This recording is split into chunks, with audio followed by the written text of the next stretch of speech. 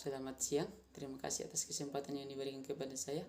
Saya Jerry Lilikano dari Universitas Megarizki Makassar, kelas B. Nah, di sini saya akan mempresentasikan hasil materi saya, yaitu landasan bimbingan dan konseling.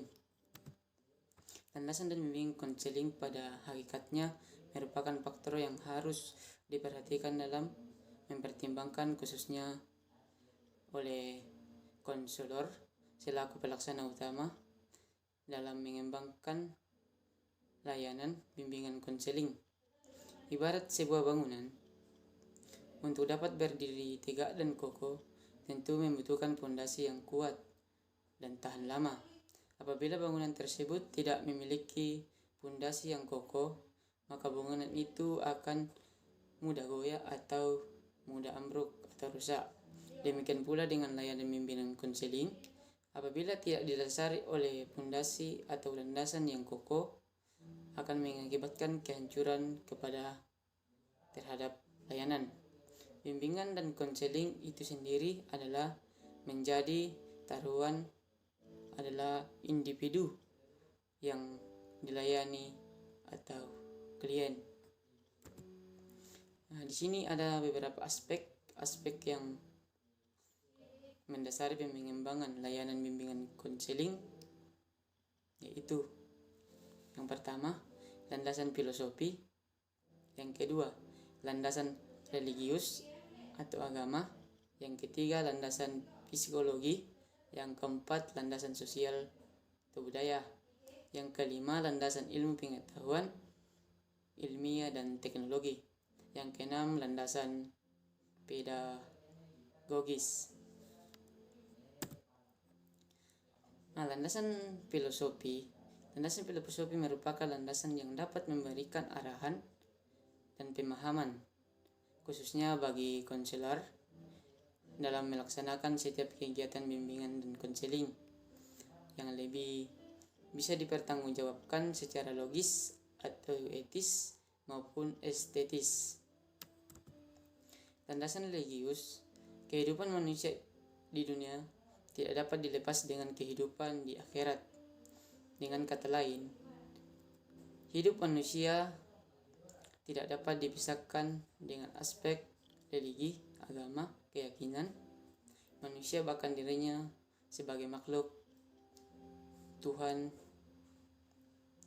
sebagai khalifah di muka bumi, harusnya dijaga dan difungsikan oleh manusia itu sendiri.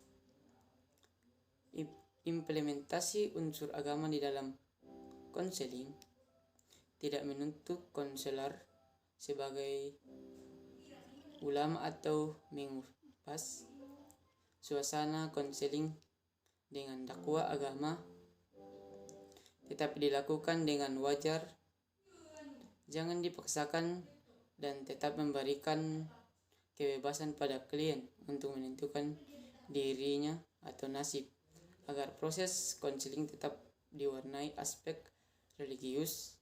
Maka konselor sendiri hendak orang yang telah mengamalkan ajaran agama, memiliki ilmu dan takwa yang dinamik. Selanjutnya, landasan psikologi. Landasan psikologi merupakan landasan yang dapat memberikan pemahaman bagi konselor tentang perilaku individu yang menjadi sasaran layanan klien atau kepentingan bimbingan konseling. Beberapa kajian psikologi yang perlu dikuasai oleh konselor adalah tentang sebagai berikut. Bagian A, motif dan motivasi. Bagian B, pembawaan dan lingkungan. C, pengembangan individu. D, belajar. Dan E, kepribadian. Selanjutnya, landasan sosial budaya. Landasan sosial budaya merupakan landasan yang dapat memberikan pemahaman kepada konselor tentang dimensi kesosialan dan dimensi kebudayaan, tentang sebagai faktor yang mempengaruhi terhadap perilaku individu. Seorang individu pada dasarnya merupakan produk lingkungan sosial budaya di mana ia hidup terkait dengan layanan bimbingan dan konseling di Indonesia. Mentegakkan tentang tren bimbingan dan konseling multikultural, bahwa bimbingan dan konseling dengan pendekatan multikultural sangat tetap untuk dilakukan berbudaya plural seperti di Indonesia. Selanjutnya, landasan ilmu pengetahuan teknologi atau IPTEK.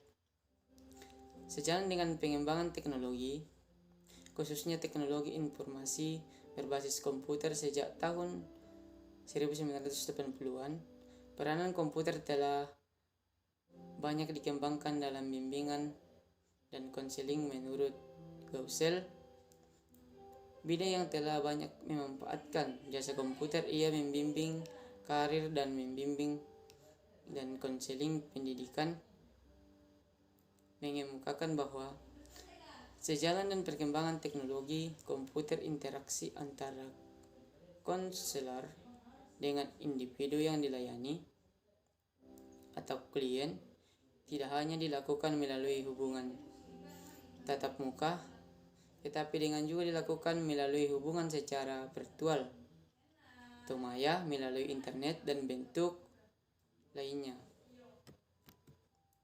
Landasan pedagogis.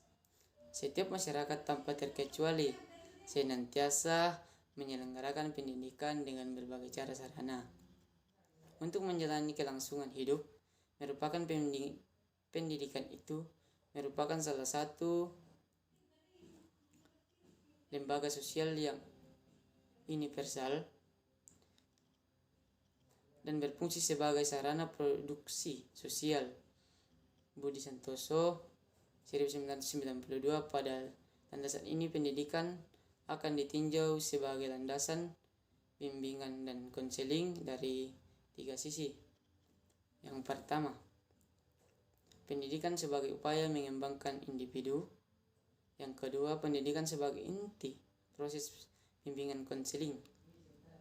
Bagian C, pendidikan lebih lanjut sebagai inti tujuan bimbingan, tujuan dan konseling. Ya, itulah hasil presentasi saya. Kurang dan lebihnya mohon dimaafkan. Salam olahraga.